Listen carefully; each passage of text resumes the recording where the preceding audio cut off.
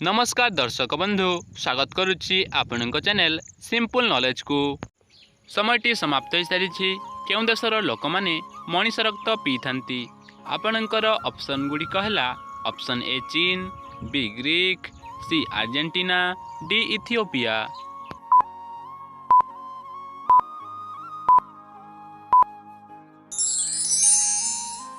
समयटी समाप्त हो सारी तेबे यार सठिक उत्तर टी इथियोपिया।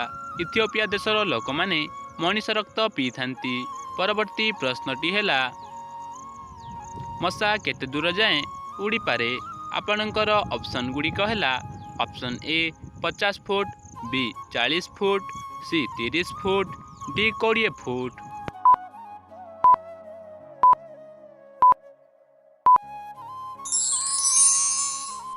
समयटी समाप्त हो सारी तेबे यार सठिक उत्तरटी ए 50 फुट। मशा 50 फुट दूर जाए उड़ी पारे। परवर्ती प्रश्नटी है भारत में समुदाय केतोटी भाषा कह जाए आपणकर ऑप्शन गुड़िक है ऑप्शन ए 120 टी, बी 122 टी, सी 125 टी, डी 128 टी।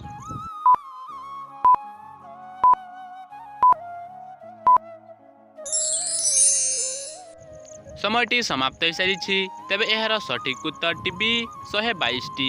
भारत में समुदाय 122 टी भाषा कह जाए।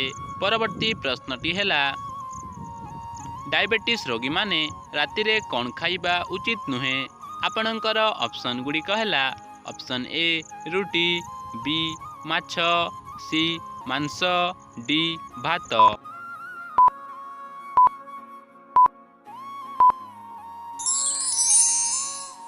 समयटी समाप्त हो सारी तेबे यार सठिक उत्तर टी डी भात। डायबिटीज रोगी माने राति रे भात खाइबा उचित नुहे। परवर्ती प्रश्नटी है चारमीनार केउ सहर रे अवस्थित आपणकर ऑप्शन गुड़िक है option A Delhi, B Hyderabad, C Kolkata, D Mumbai.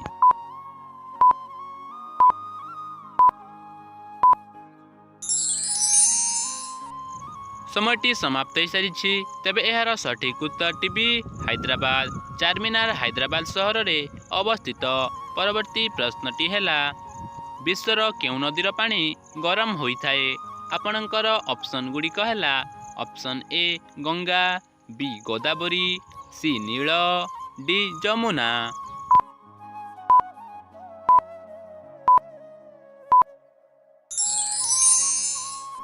समयटी समाप्त हो सारी तेबे यार सठिक उत्तर टी सी नील नदी। विश्वर नील नदीर पानी गरम होता है।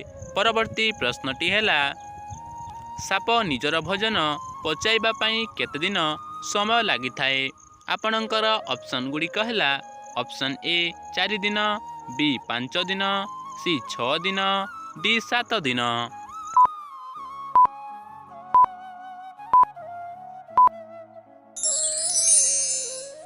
समयटी समाप्त हो सारी तेबे यार सठिक उत्तर टी बी 5 दिन। साप निजर भोजन पचाइबा पई 5 दिन समय लगी थाए।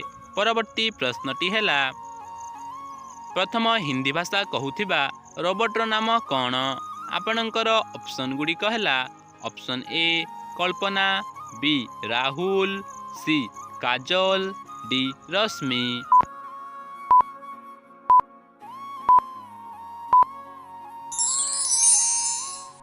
समयटी समाप्त हो सारी तेबे यार सठिक उत्तर टी डी रश्मि। प्रथम हिंदी भाषा कहूथिबा रोबोटर नाम रश्मि। परवर्ती प्रश्नटी है उड़ाजाहाज केउ धातुरे तैयारी होइथाए तेबे आपणकर ऑप्शन गुड़िक है ऑप्शन ए लुहा, बी तस्ता, सी एल्युमिनियम, डी तंबा।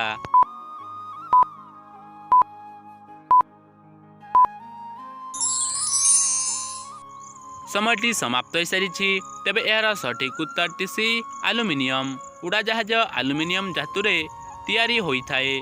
परवर्ती प्रश्नटी है भृषंग पत्र खाइले केउ सब रोग ठीक होइथाए आपणकर ऑप्शन गुड़िक है option A diabetes, B cholesterol, C पाचन तंत्र, डी हार्ट रोग।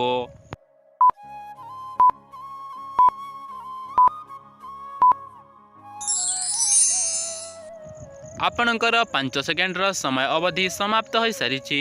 ତେବେ ଏହାର ସଠିକ୍ ଉତ୍ତରଟି ଜାଣିବା ପୂର୍ବରୁ ଯଦି ଭିଡ଼ିଓଟି ଭଲ ଲାଗୁଛି ତାହେଲେ ଭିଡ଼ିଓଟି ଗୋଟିଏ ଲାଇକ୍ କରି ଚ୍ୟାନେଲକୁ ସବସ୍କ୍ରାଇବ୍ କରନ୍ତୁ। ତେବେ ଏହାର ସଠିକ୍ ଉତ୍ତରଟି ହେଲା ନିମ୍ନୋକ୍ତ ସମସ୍ତ ଭୃଷଙ୍ଗ ପତ୍ର ଖାଇଲେ ଡାଇବେଟିସ୍, କୋଲେଷ୍ଟ୍ରଲ୍, ପାଚନ ସମସ୍ୟା ଓ ହାର୍ଟ ରୋଗ ଭଳି ମାରାତ୍ମକ ରୋଗଗୁଡ଼ିକ ଠିକ୍ ହୋଇଥାଏ। ତେବେ ଆଜିର ଅନ୍ତିମ ପ୍ରଶ୍ନଟି ଆପଣଙ୍କ ପାଇଁ ରହିଲା, କୃଷକ କେଉଁ ଋତୁରେ ଧାନ ଚାଷ କରିଥାଏ? ଆପଣଙ୍କର ଅପସନ୍ ଗୁଡ଼ିକ ହେଲା ଅପସନ୍ ଏ ଗ୍ରୀଷ୍ମ, ବି ବର୍ଷା, ସି ଶରତ, ଡି ଶୀତ।